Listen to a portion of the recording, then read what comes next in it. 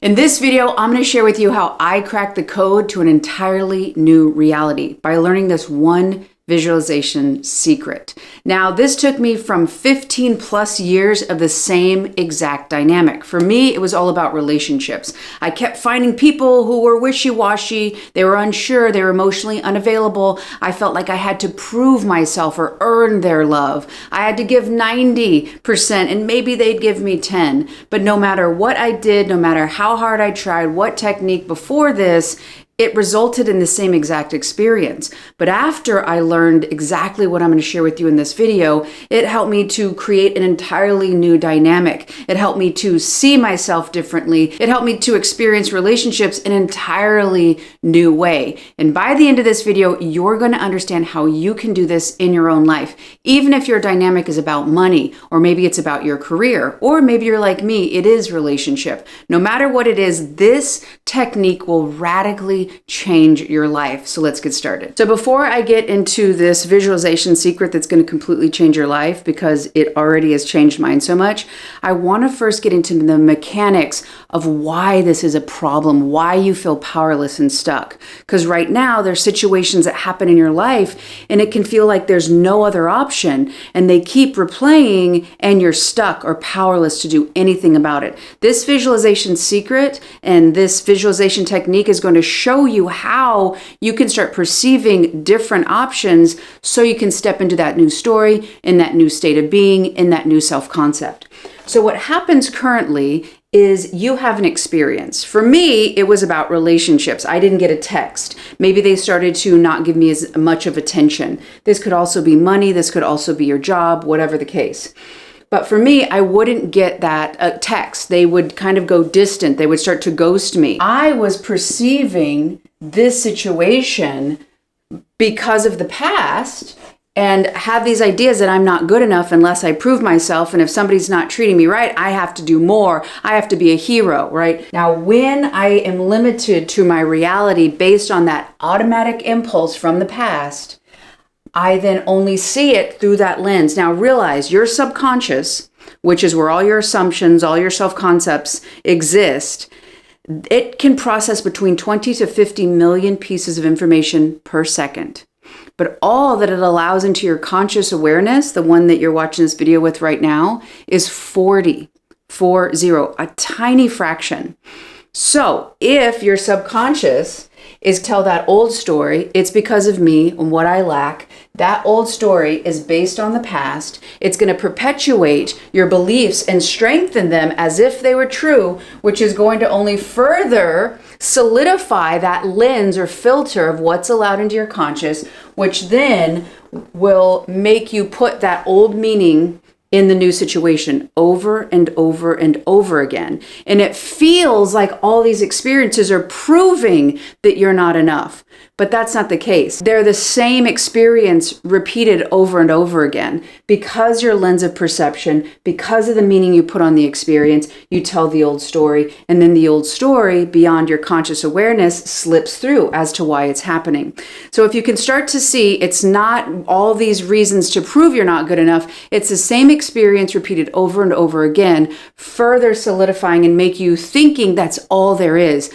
But I'm about to show you 3 steps on how you can break this cycle right here and start allowing yourself access to the new story, to the new experience, to the new state of being and your new self-concept. All right, so step 1, and I talk about this a lot, but I promise you that the step 2 and 3 is really the key to this. I call this reverse visualization. Thank you, Shirley, for helping inspire this video. And so with reverse visualization, in that moment, right? So for me, they're not contacting as much. There's something where it feels like they're withdrawing, okay? My nervous system then, based on past experiences, starts to get alarmed. Oh no, something's going on. I'm in danger. There's a threat to the connection right now. So my nervous system starts going off. And then this, for 15 plus years, I just bulldozed it, gave it a meaning unconsciously, and then told the old story.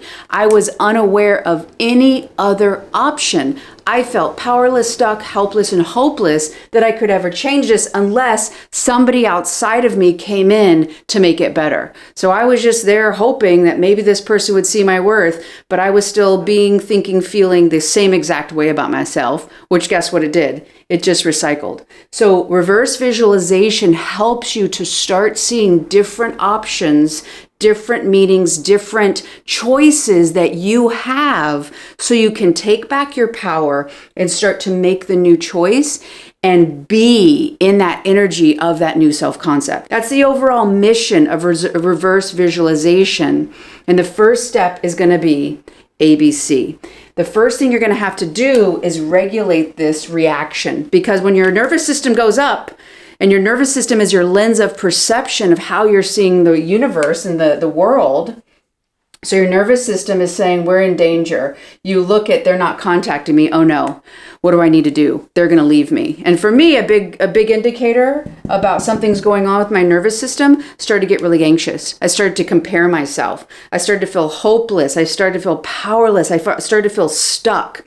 If any of those things are going on in your brain and you start to feel, okay, my body's telling me it feels like I'm in threat. Okay, I've got to get really clear here. I've got to start to becoming aware. Okay, I'm telling the old story. Okay, I'm breathing. I'm staying with my body. I'm letting it know we're safe here. And I'm going to make a choice to take care of myself in that moment. We're not looking to deal and tell a new story and to break a belief right now. We're not looking to do that. Step one is to break out of the story. Breaking out of the story is the most important part, because we're going to break this idea that we're threatened and that we're hopeless and helpless and stuck unless that person outside of us comes in to help us or save us or make it better.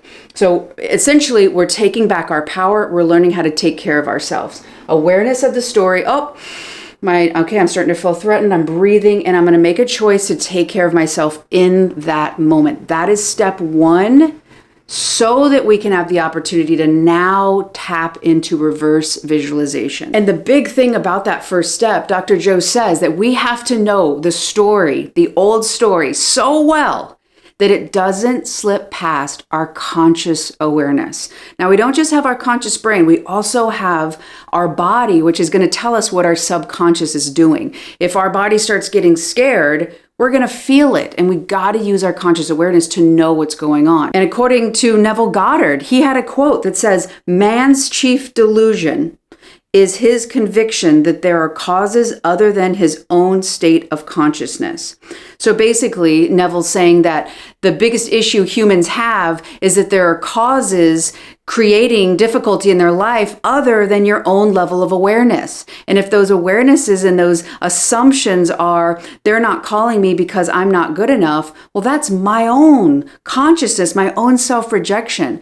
So I wanted to get clear on how vital step one is so that we can now talk about step two. If this is resonating and you want a little bit more support in your own unique experience, I'm still offering one-on-one sessions. We'll sit down over Zoom and I'll help you uncover and get conscious so that you can have the power to break free of that old dynamic. I've been working with tons of different people and they've experienced massive breakthroughs, starting to see where their power really is, reclaim their life to build what they really desire. So if you're interested, click the link below. It's going to take you to a form, fill that out, and I will email you. So the big key, massive part of this now that you've calmed your nervous system, you're outside the trigger. This could be a day later. This could be later that day. This could be later in the week, right?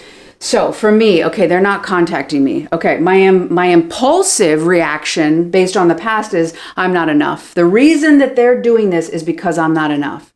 But in reverse visualization, when you're not inside the trigger, you're trying to think, okay, what else do I know?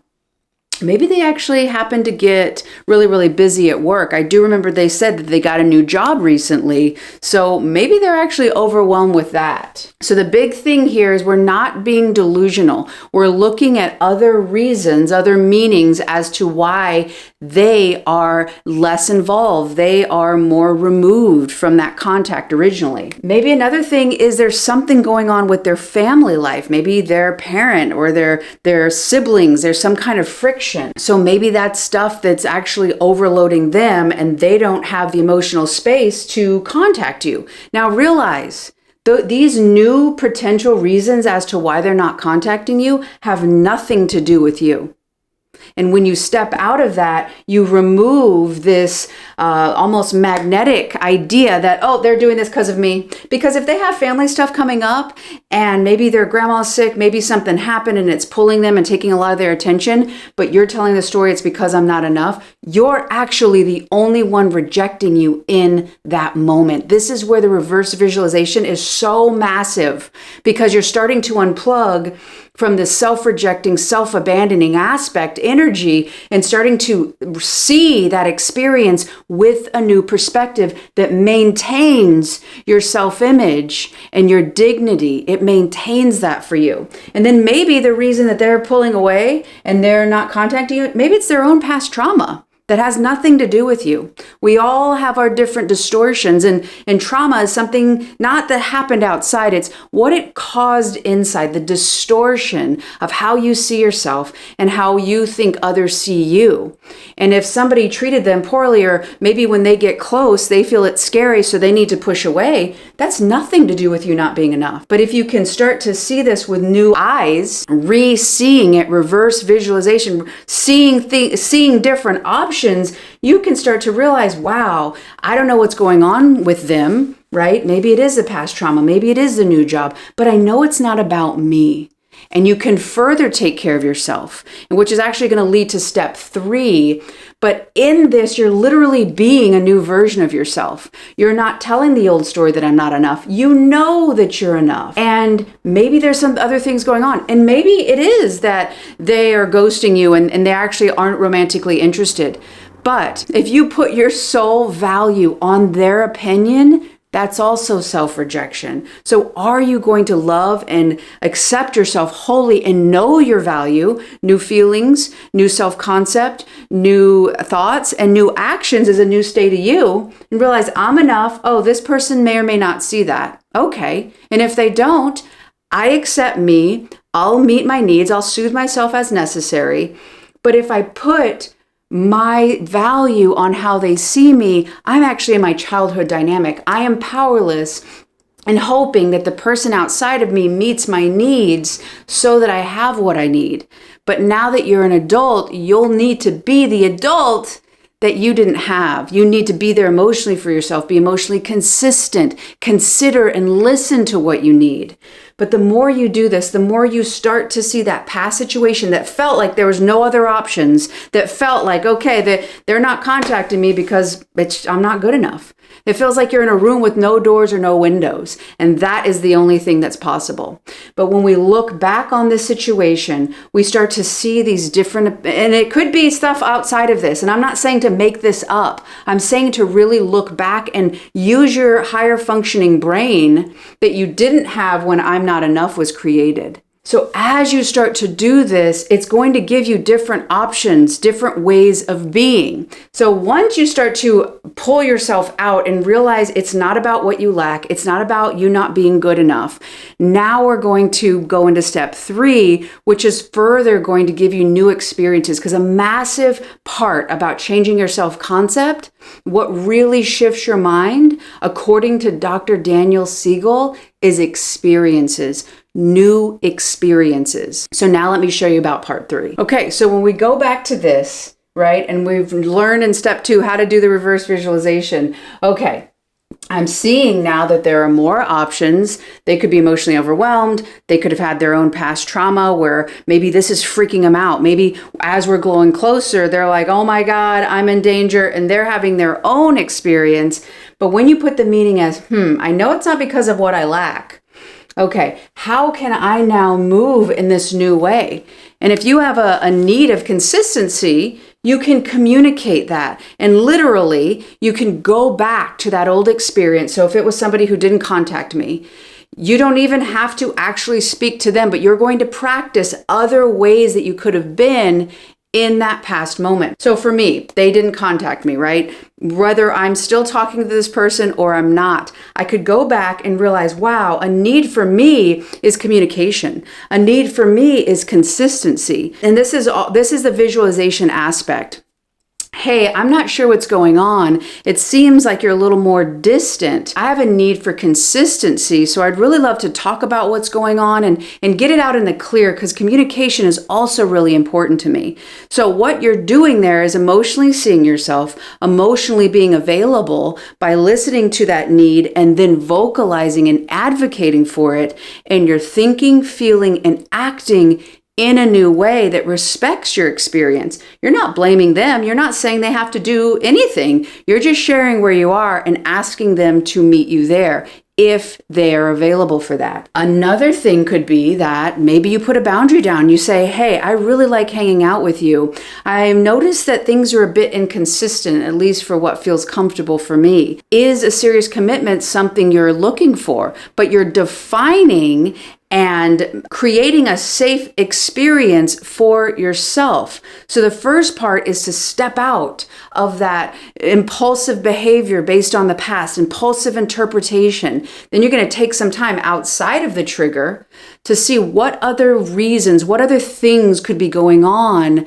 outside of it being about that limiting belief about yourself. And the third thing is you're going to use your imagination and you're going to visualize new responses, new behaviors to start road mapping what other options would be in this situation. Because before it was, oh, I'm not good enough. Oh, everyone always leaves me. And then you're in the same energy of the past. When you start practicing these new ways of being, you start building confidence of yourself. And confidence is all about trusting yourself. And when you show up for yourself over and over again by doing subtle practices like this doesn't have to involve anyone, but these are giving you experiences with yourself, options of what you could do in the future. And it's the same as when sports figures, they do the same drill over and over and over again. So in the moment, they have the neural networks to perform, to show up in the way that they want to be. This is the same exact experience.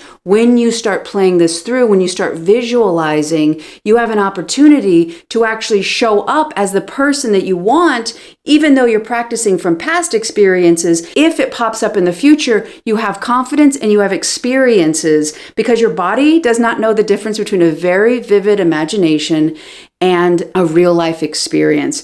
This has completely changed my life. It gave me confidence. It helped me move past the fear and show up in new ways because I had practiced it by reversing the visualization of experiences that had already happened, helping me to break out of future meanings. The more you can create space before you put the meaning and there's a reaction, the more you can get conscious of that, that will change your entire life, because it gives you space to start creating new neural networks, new space for that new version of yourself. You deserve this and you are worth it. So if you want a little bit more help on how to implement that first step, on how to calm that reactionary experience so that you can have space for that meaning, this next video right here is going to show you exactly how you can implement this and you can get the tools you need to slow it down so you can make the new choice, the one that you deserve. I love y'all. Thank you so much for watching, and I'll see you on the next one.